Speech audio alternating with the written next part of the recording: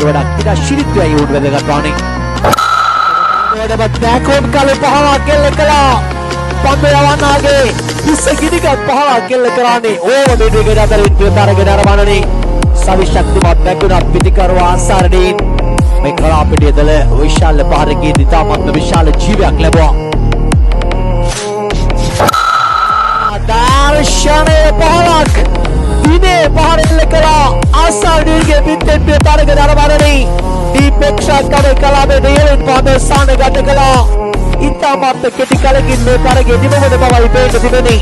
පන්දු දෙකක් තුළ ලැබුණු 12ක් ලබා විශාල ආලෝකයක් එක්කාසු කළ ආසාරණීන් වචනේ පරිසමාපාර්ථයෙන්ම හොඳ තරග සංවිධායකවරයෙක් වචනේ පරිසමාපාර්ථයෙන්ම අති විශාල දස්කම් දක්වන පිටිකරුවෙක්